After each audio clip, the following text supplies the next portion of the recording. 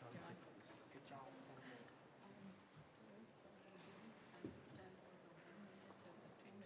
Oh, no, it was perfect yesterday. Oh, it was so good.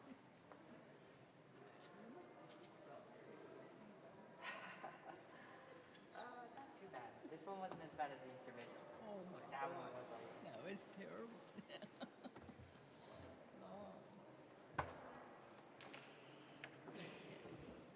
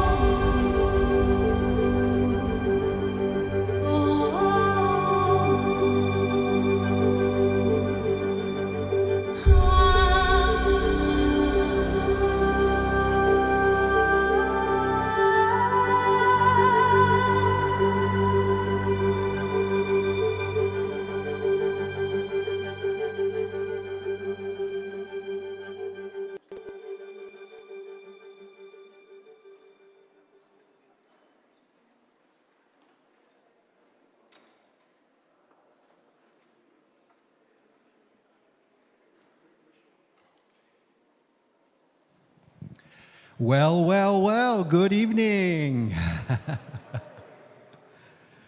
So it's really great to have you all here for the Ottawa debut screening of Bridge of Roses.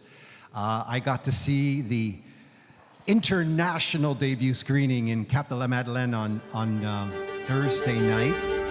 And, So, and I also had a preview screening before that. This is going to be my third time, but I'm excited. It's a beautiful film, and I think it'll really touch hearts and draw us ever closer to our Lord through our Blessed Mother Mary and through our national shrine, Our Lady of the Cape in Cap de la Madeleine. So without further ado, I guess those big spots are going to have to be turned off, I guess after I stop speaking. And then we'll hit the other lights and we'll begin the film. So enjoy. There's going to be a program after the film too, with a little bit of commentary and sharing and testimony. God bless.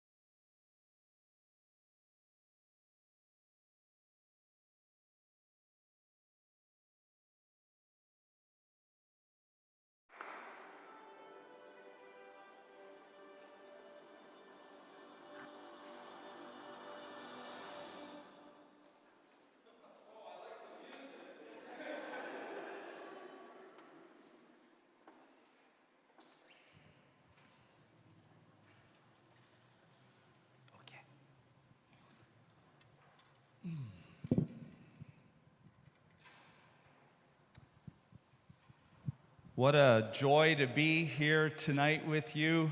So what'd you think of that?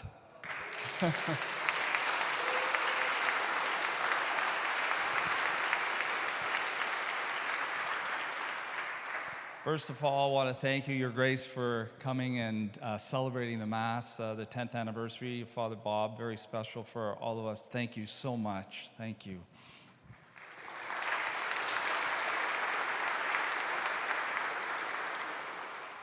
And tonight's going to be a little different. It's probably, I didn't know if you're still here, Bishop Riesbeck. Thank you. I'm so glad that the Lord made a way for you to be here with us tonight, too.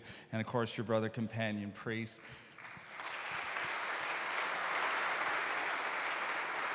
And I do want to acknowledge, of course, the Queenship of Mary, co-producers of the movie, as well as the servants of the cross that are here as well. Thank you for coming.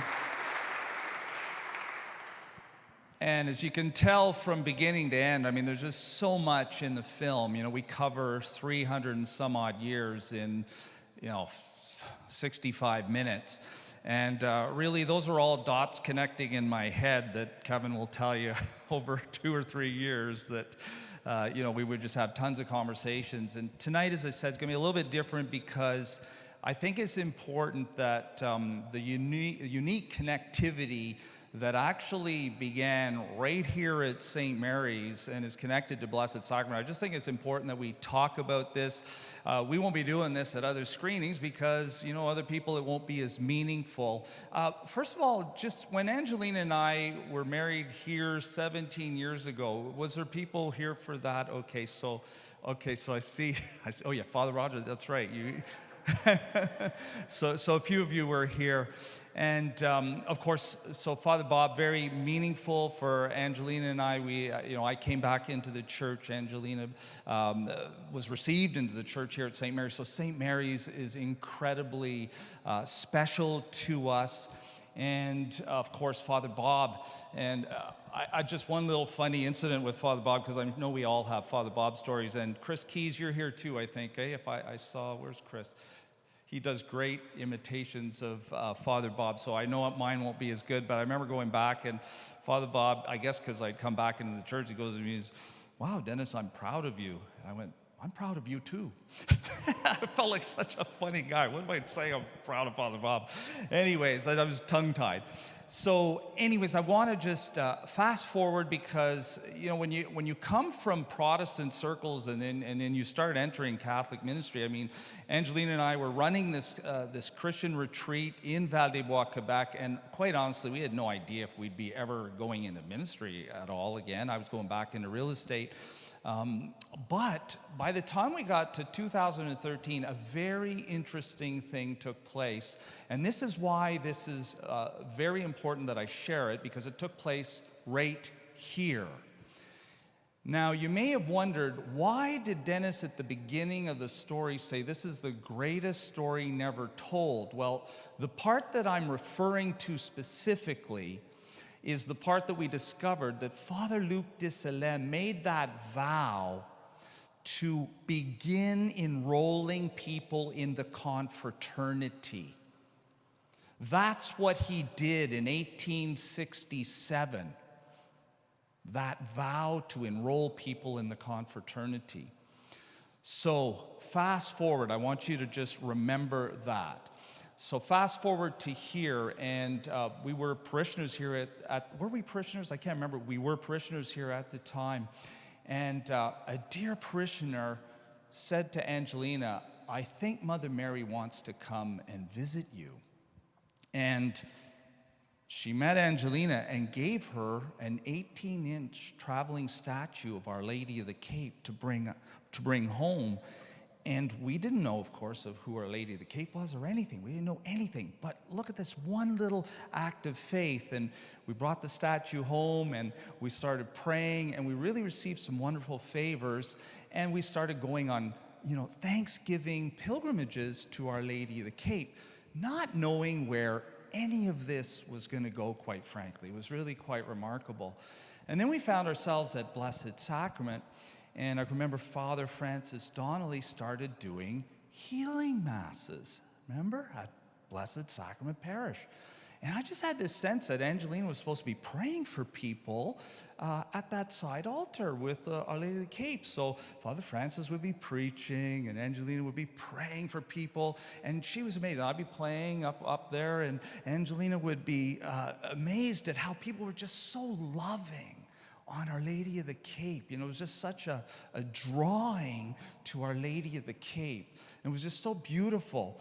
So we're, just kind of continuing on, and we end up, of course, writing this book called Marian Consecration for Little Souls, which is a book helping children to consecrate to Jesus through Mary, and we dedicated it to Our Lady of the Cape. So we went up there, and then we came back, and then we asked Father Galen at the time, would you like to do a consecration at Christmas? And he did. He used our little book, and at Christmas time, everybody in the parish did a consecration to Jesus on Mary. It's well documented. It was really beautiful the way that happened, and the children led us in the consecration prayer. At that point, we could never have dreamed and imagined that the Lord was going to bless us with the actual pilgrim statue of Our Lady of the Cape, that would find her way to Blessed Sacrament. And a number of you were there on that Mother's Day when Bishop Tremblay was FaceTiming, which was a big deal back then. He was FaceTiming on Mother's Day 2017, and the pilgrim statue was installed. And we went and launched the Marian Devotional Movement at Cap de la Madeleine on August 22nd, 2017. And I distinctly remember the next day after we had launched it, Bishop Tremblay and ourselves were walking around the grounds. He said, "What are you guys doing next?" And those of you who know us, we just dig in the mud. We love that story of St. Bernadette, where Mary says, just go dig in the mud. And we don't like getting ahead of the Lord or getting ahead of Our Lady, so we would say, dig in the mud. So all we had was these consecration cards. And we said, okay, well, I don't know, Bishop Tremblay. Well, actually, it was Father Tremblay at the time. Father Tremblay, I think we're just going to hand out these cards. We really don't know what's coming next, And there was just a few of us that launched this. It was shortly thereafter that I discovered the book by James Shaw and read it.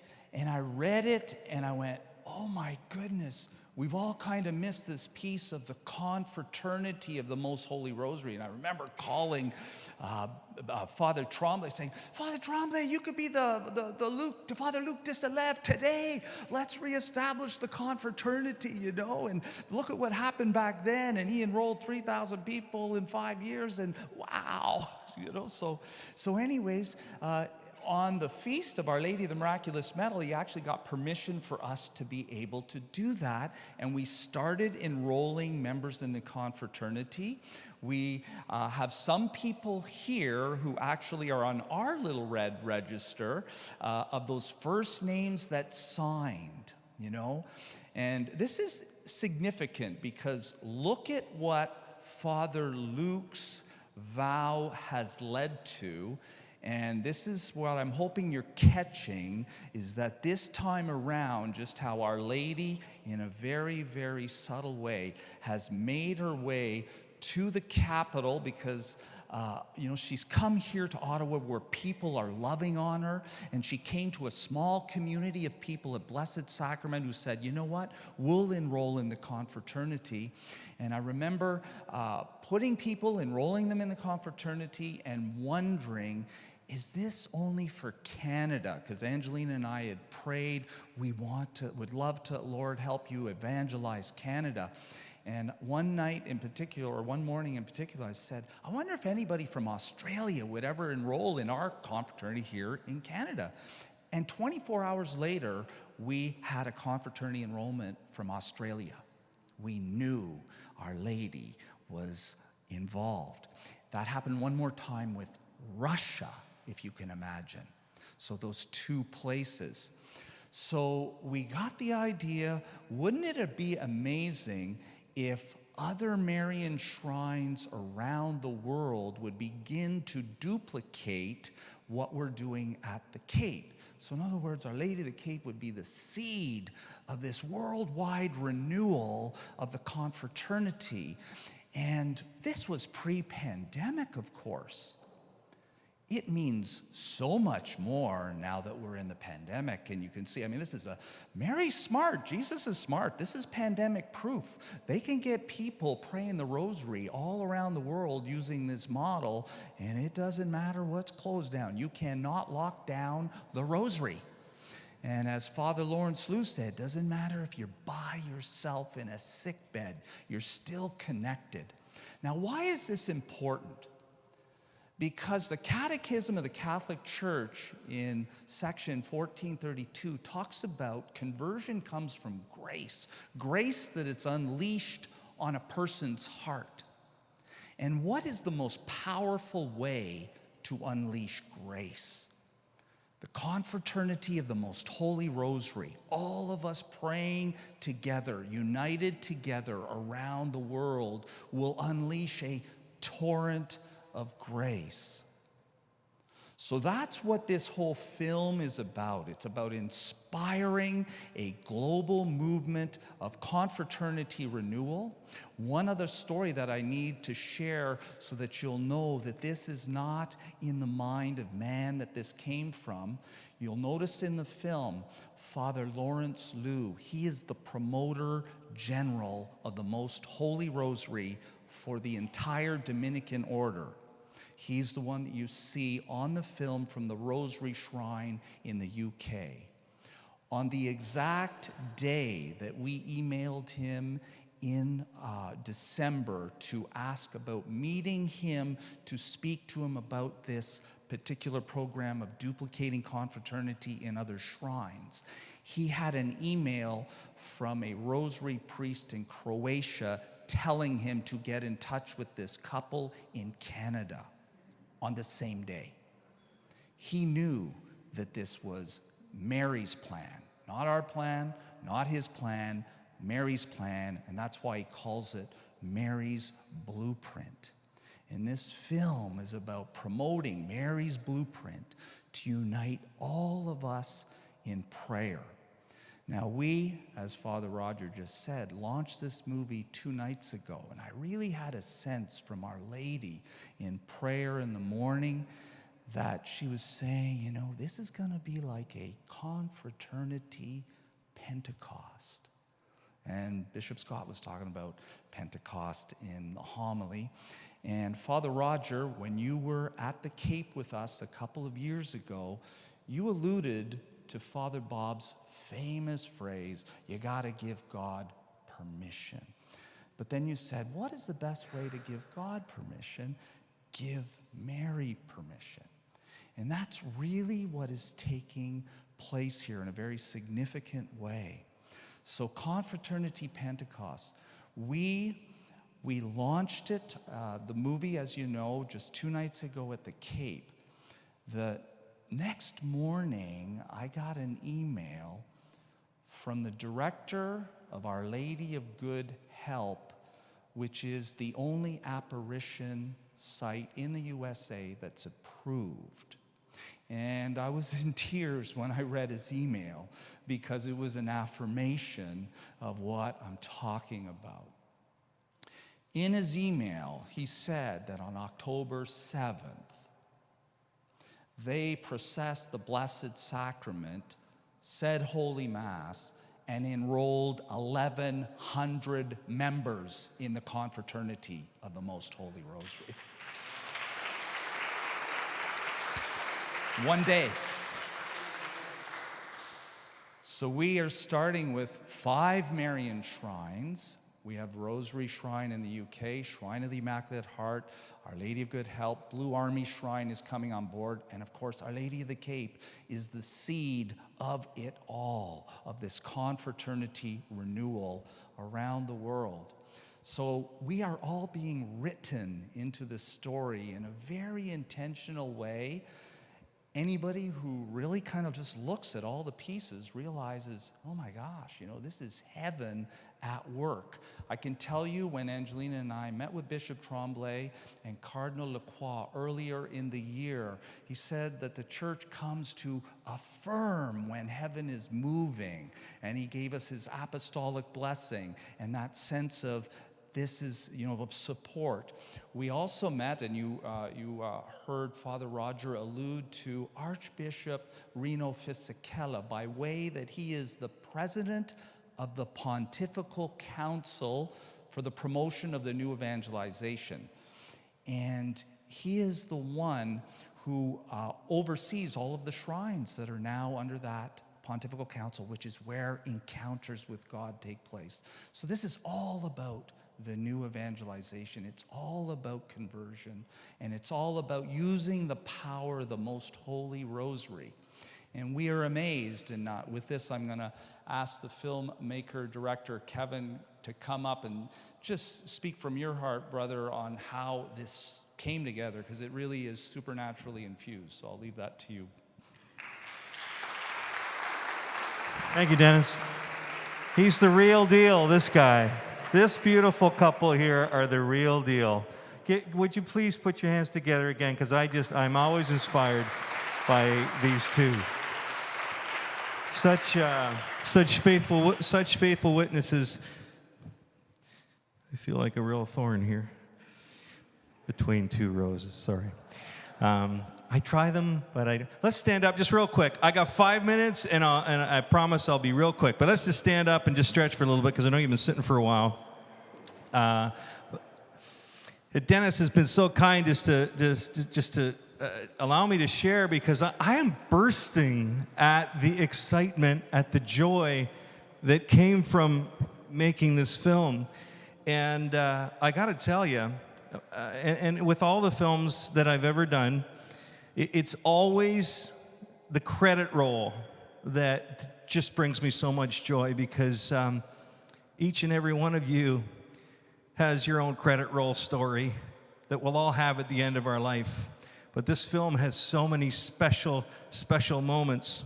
And I was thinking, as Bishop Scott was giving his homily tonight, what God incidents it is that, that brings us together here tonight. And I just want to share that with you. That this 10th anniversary of Father Bob and the launch of the film here tonight of Father Bob's death, Father Bob Adard's death. Father Bob, Father Luke, good Father Frederick, they all wanted to see the church, as Father Bob Adard says, explosively alive.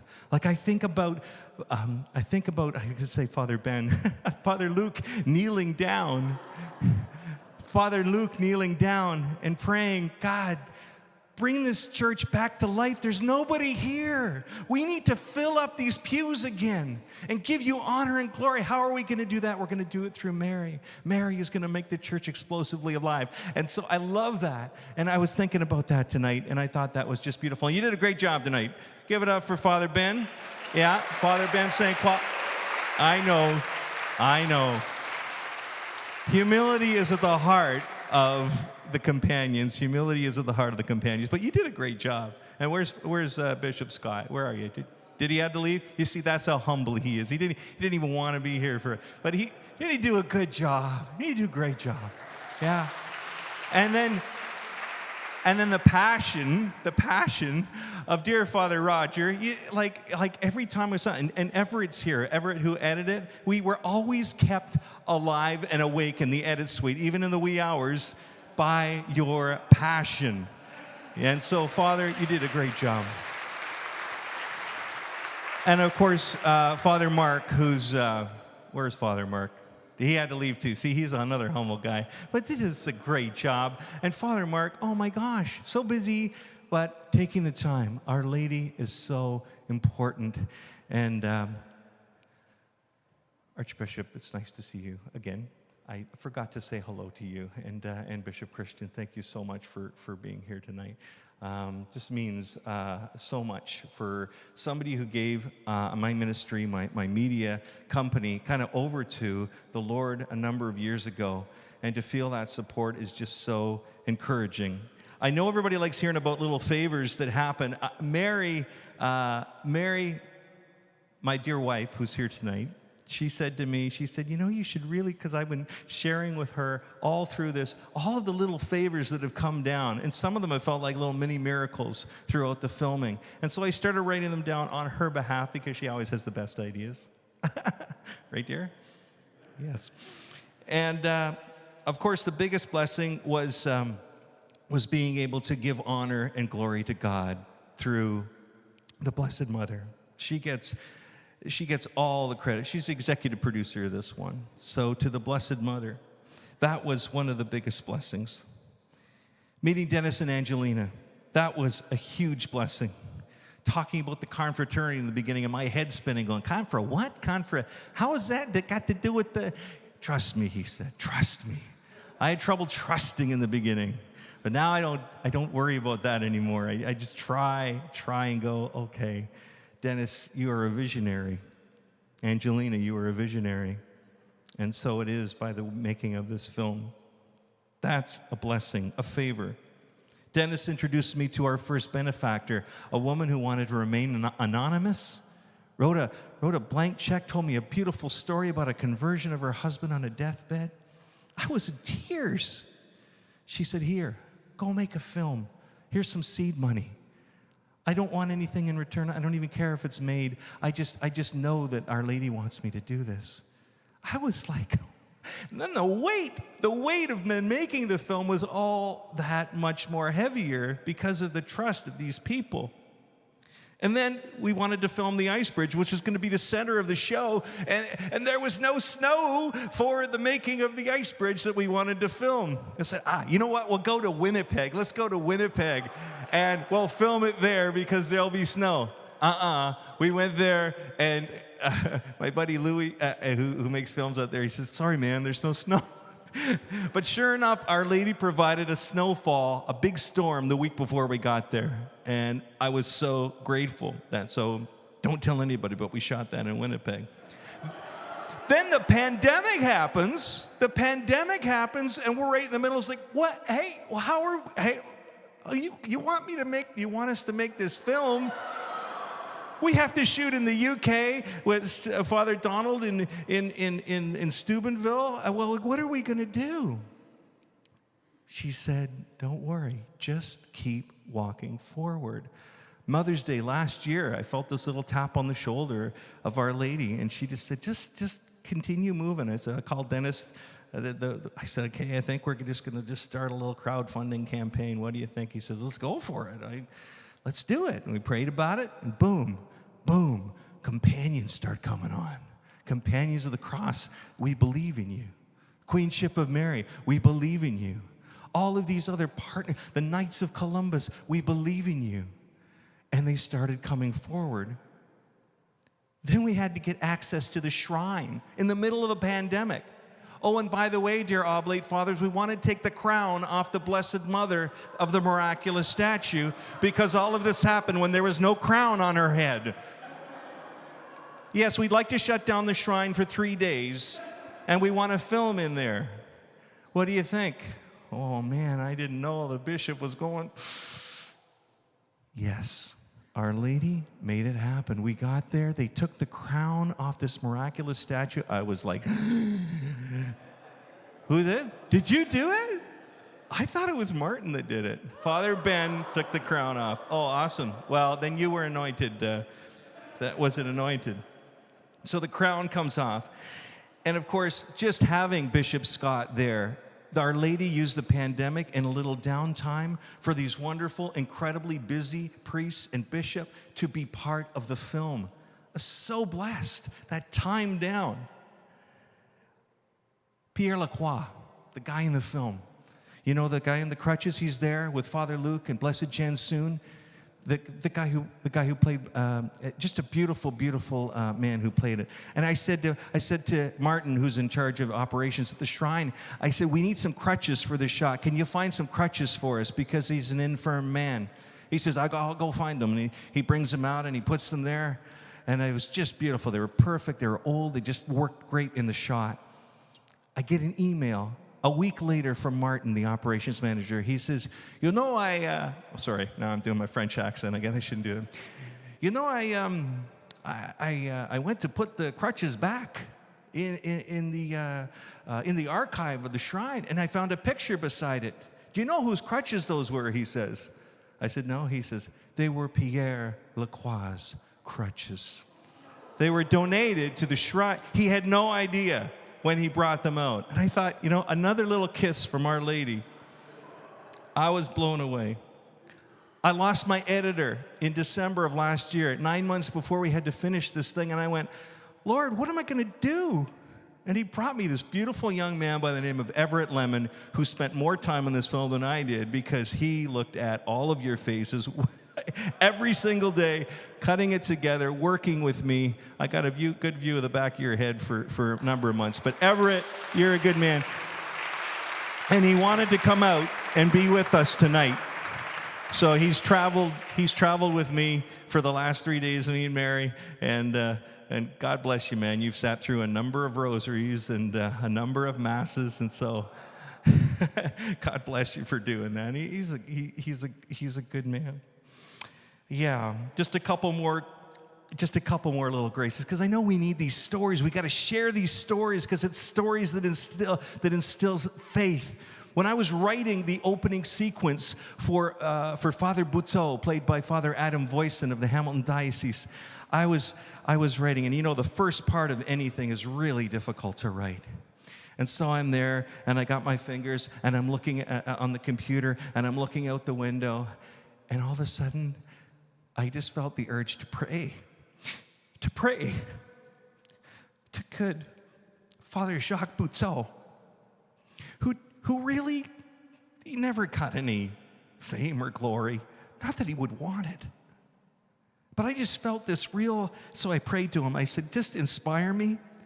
And I felt in my heart, and I know this seems strange, but I'm going to say it anyway. I felt like he was saying, Kevin, you're the only person in the world who's thinking about me right now.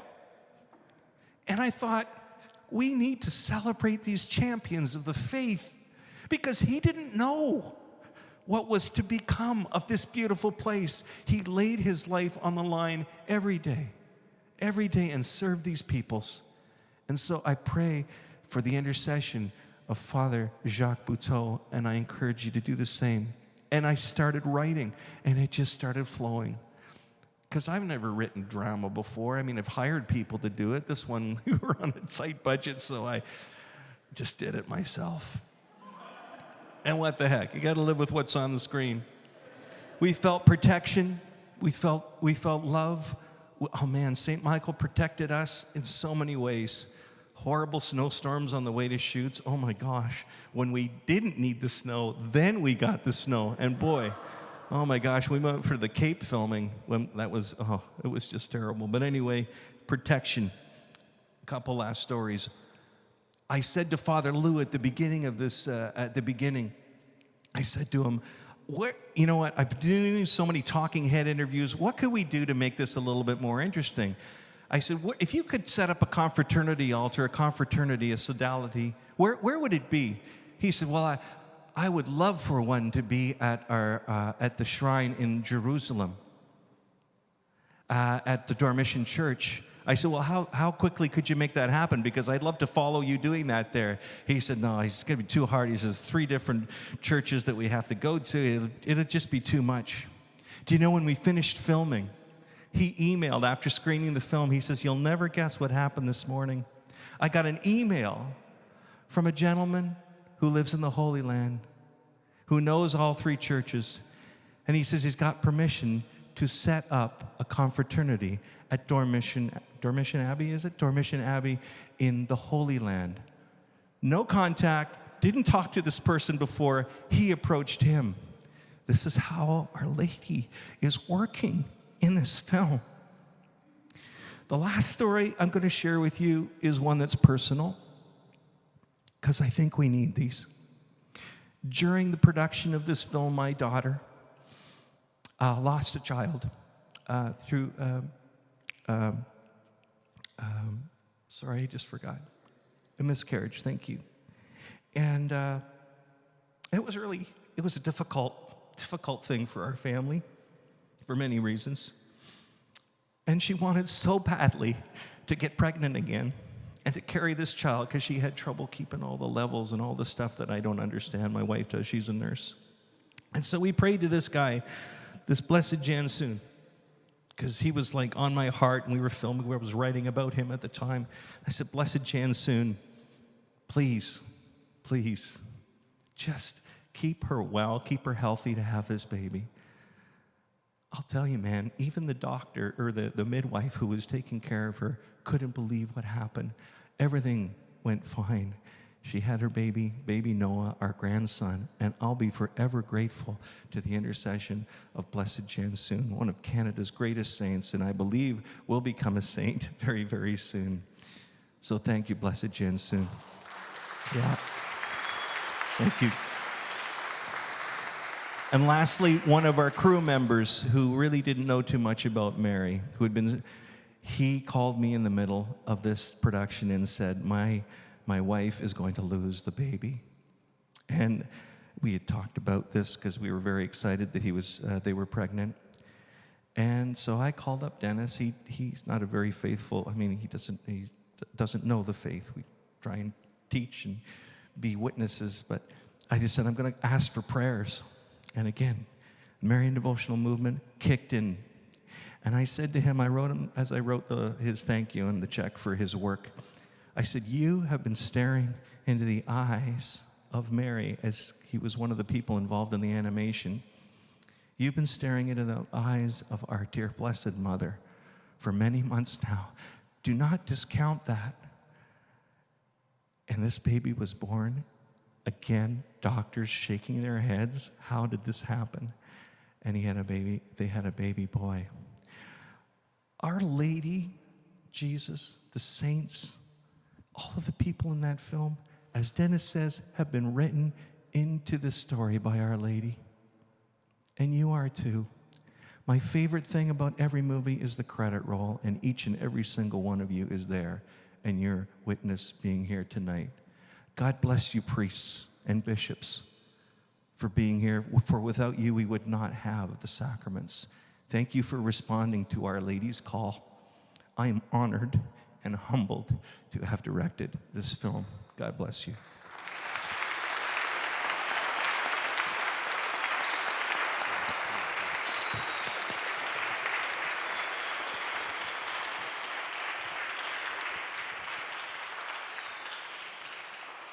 So we're going to conclude with a special presentation, a prophetic presentation. But before we do that, just so all of you know, Kevin was talking about being written into the story.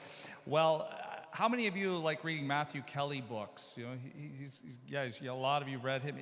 Well, I remember hearing him saying that, if I would have wrote a book, How to Be Holy, maybe people wouldn't read it. But if I wrote it, how to become the best version of yourself, then maybe people would read it, and it became a bestseller.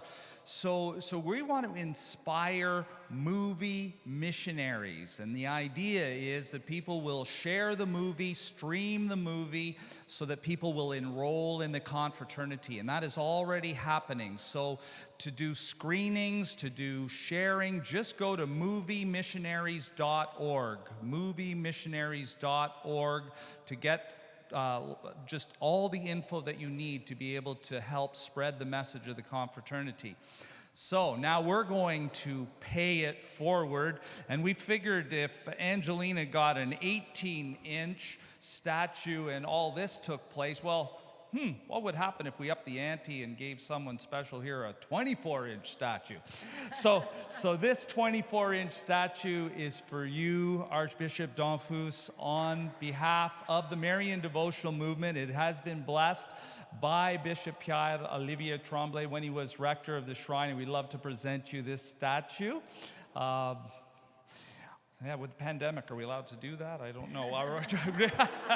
How do we do that?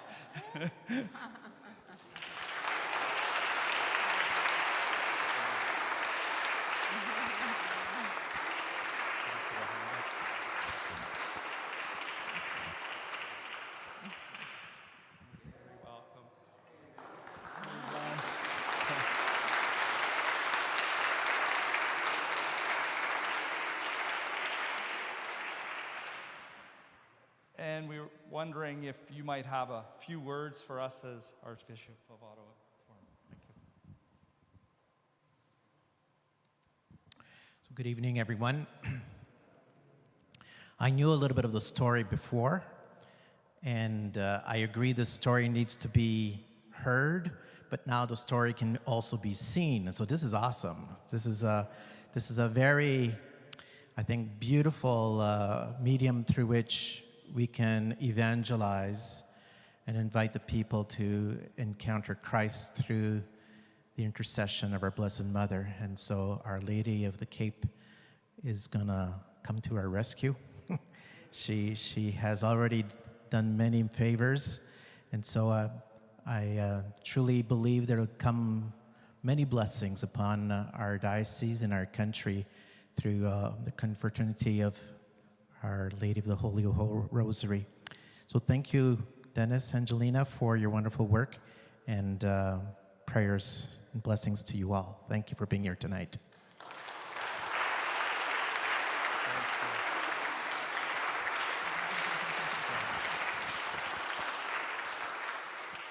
On this Thanksgiving weekend, we have so much to be thankful for, and I find it just amazing of Our Lady of the Cape's love for all of you clergy here.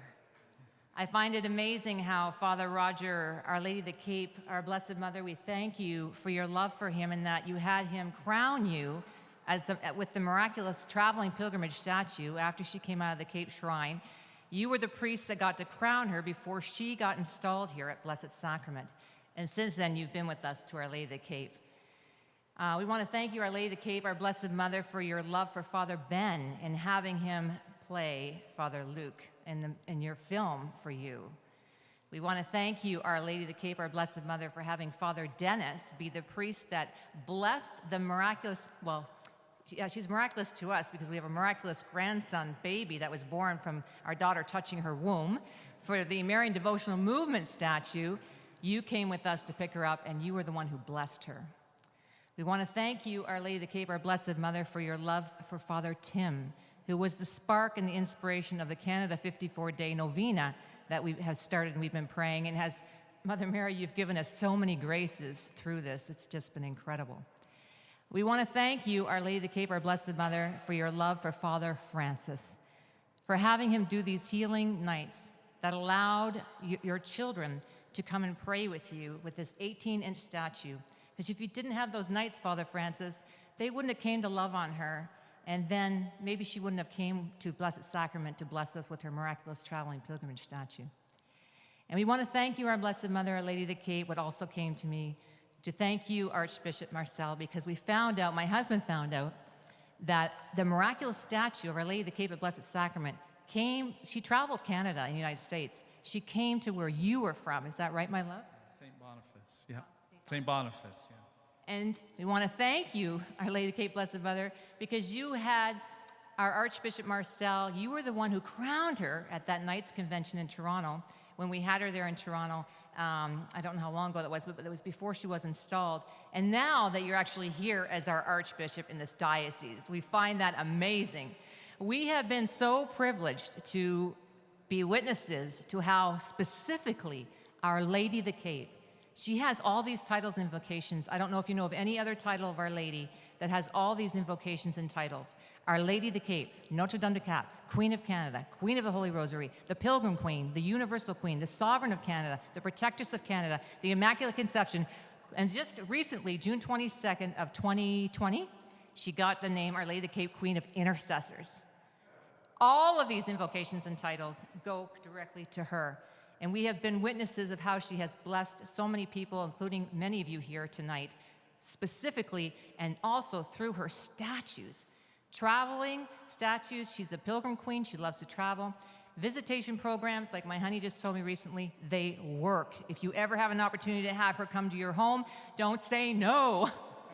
We've had 8 years of incredible gifts from her, temporal gifts, spiritual gifts, physical gifts, healings, all kinds of things have happened to us, and we've been witnessing them to some of you here tonight as well. So we want to also just end with a prayer of thanksgiving to the holy relics that we have here this evening. We want to thank you, Blessed Father Frederick, for your yes and your great promotion of Our Lady of the Cape. We want to ask for your powerful intercession for all of us. And how are we all called to make Our Lady of the Cape known and loved with the gifts and talents that we have all been given? Please pray for us.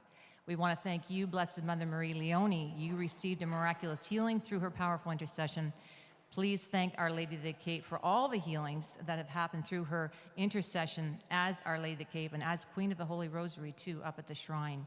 Please pray for everyone here who is in need of any healing spiritually, physically, emotionally, mentally, in mind, body, and soul. And we have behind her right now, but he's there, St. Maximilian Kolbe. St. Maximilian Kolbe, you have an incredible quote. Never be afraid of loving the Blessed Virgin Mary too much. You can never love her more than Jesus did. So we ask you, St. Maximilian Kolbe, to pray for all of us for those graces to never be afraid of loving her too much, and especially Our Lady of the Cape, because we can never love her more than you did, our Lord Jesus. Amen. So with that, we'll turn it back over to the General Superior of the Companions of the Cross, Father Roger, to close things off. I didn't know I was going to be turned over one more. But once again, thank you so much, everyone, for coming out tonight, for witnessing this. It's my third time seeing it. I get moved to tears every time I watch it. And it's really a historic moment here that we're able to see it in Ottawa live. And now, as Dennis says, we can become, hopefully, movie missionaries to spread the word. And can't wait to see the graces, eh? This is what we need. We need a new Pentecost in our day, and I believe it's going to come through Our Lady. And so let us unite with her heart and unite with the prayer of the Rosary and watch and see the kingdom of her Son Jesus rise up among us, even in the midst of the darkness that we're presently going through. It's when the times are darkest that grace also becomes strongest. So let us have great confidence in our Blessed Mother and the power of her intercession. And so may God bless all of you again. Thanks again for coming out. Good night.